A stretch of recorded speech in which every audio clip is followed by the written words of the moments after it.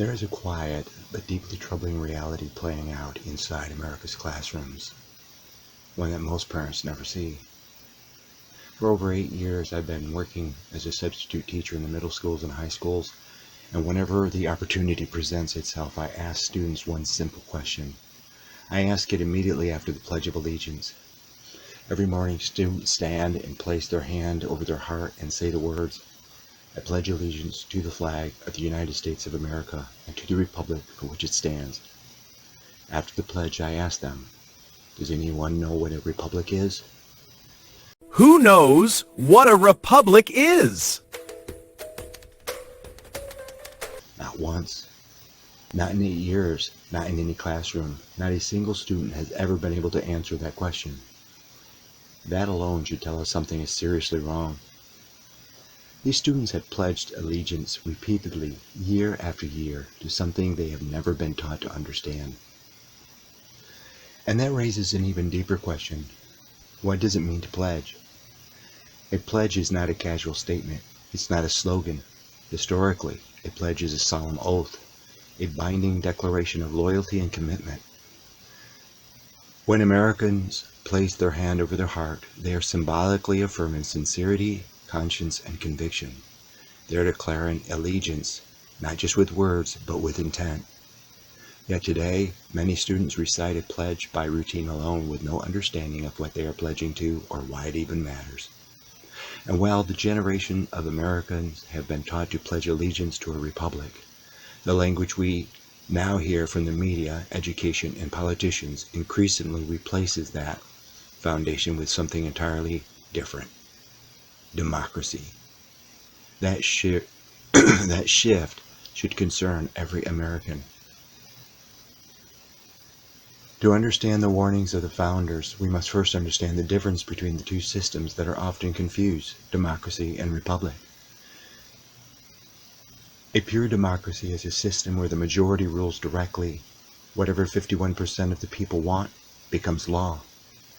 A constitutional republic, on the other hand, is a system where the people elect representatives, power is limited by a written constitution, individual rights are protected even from the majority.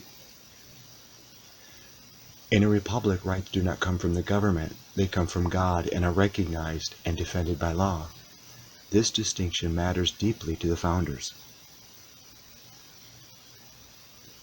Contrary to modern rhetoric, the founding fathers spoke about democracy rarely, and almost if they did, almost always negatively. They had studied history, they had seen what happened in ancient Athens, Rome, and other democracies, and they warn us. It has been observed that a pure democracy, if it were practical, would be the most perfect government. Experience has proved that no position in politics is more false. Their very character was tyranny. Alexander Hamilton. Hamilton warned that pure democracy doesn't lead to freedom. It leads to tyranny, instability, and emotional rule. James Madison says, "Democracies have ever been spectacles of turbulence and contention, and in general have been short in their lives as they've been violent in their deaths." Madison, the chief architect of the Constitution, believed that democracy collapses under its own chaos. That's why he designed a system with checks and balances, not majority mob rule. Bridge Jerry says, "The evils we experience flow from excess of democracy." Even during the Constitutional Convention itself, delegates warned that too much democracy would destroy the nation. "There was never a democracy yet that did not commit suicide," John Adams. Adams believed democracy always consumes itself, because emotion eventually overpowers law. When people find that they can vote themselves money, that will herald the end of the republic. Franklin understood something crucial. Once people realize they can use the vote to take from others, the system collapses into plunder, dependency, and corruption. So if the founders rejected democracy, what did they build? They built a constitutional republic. The Constitution does not mention the word democracy, but it clearly established limited government, separation of powers, protection of the minority rights, rule of law over emotion. The Declaration of Independence affirms that rights are unalienable, not granted by government. The Bill of Rights exists to protect the people from government and from the passions of the majority. This was intentional. Today, notice the language we hear constantly. We have to save our democracy. It's a threat to democracy. We need to defend our democracy. But how often do you hear, save the republic? The shift is not accidental. Democracy emphasizes majority rule. A republic emphasizes individual rights. When a democracy becomes the goal instead of the republic, rights become negotiable, and the Constitution becomes optional.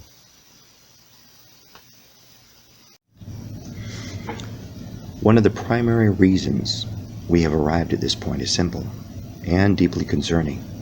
Americans have been conditioned not to question authority. From schools to media to politics, the message has increasingly been the same. Don't challenge, don't question, don't just accept. How dare you question my teachings? You're full of hate, you hater!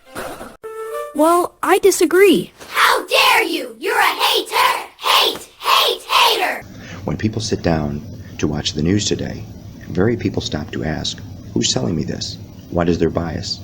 What are the facts being left out? Instead, opinions are shaped almost entirely by which channels someone watches, whether it leans to the left or right, without independent verification of the facts. It used to be the news was unbiased. It would be like Dan Rathers and Walter Cronkite. They would tell you both sides and let you, the viewer, decide. But now it's very obvious when you listen to the news who's pushing what. The same pattern also exists in education. Millions of years ago, before the dawn of man, Students are often taught what to think, not how to think. Critical reason is replaced with memorization. Inquiry is replaced with conformity. Even testing reflects the shift. Most assessments are multiple choice, offering limited pre-approved answers rather than encouraging students to analyze and challenge assumptions or consider alternative viewpoints. When a question is framed in a way that forces agreement with a premise, true inquiry disappears. An educated society does not fear questions, it encourages them. True education requires examining all sides, listening to competing experts, and understand that disagreement is not dangerous, it's necessary. well, I disagree. We'll have to agree to disagree. When a population stops questioning, it becomes easy to redefine language, erase history, and replace a republic with a narrative. And that is precisely how the foundational concepts, like a republic is, slowly disappearing. Unchecked democracy inevitably leads to majority, mob rule, redistribution by vote, government expansion, socialism in the name of fairness. When rights are decided by popular opinion, they are no longer rights, they are privileges. The founders warned us, democracy is not liberty. Liberty requires restraint. If we are to preserve our freedoms, we must preserve what the founders actually gave us, a republic, not ruled by mobs, not ruled by emotions, but governed by law. It's time to remind our legislators, our congressmen, and those in authority. Our purpose is not to manage people. Our purpose is to protect their rights. The Constitution, the Declaration of Independence, and the Bill of Rights. These are not outdated documents. They are safeguards against tyranny, including democratic tyranny. If we lose our republic, democracy will not save us. History has proved that true. So the question remains, how did we get here? Who benefits from replacing the language of a republic with democracy? And why has this shift been pushed so relentlessly through education, media, and politics? If you want to understand the deeper forces behind this movement, the historical powers, institution, ideologies working to erode our national sovereignty, religious freedoms, and constitutional rights, check out the Amazon book entitled Forgotten History of the Church, Bible, and the World. Volume 1 exposes the fight for the Bible and the infiltration in the churches.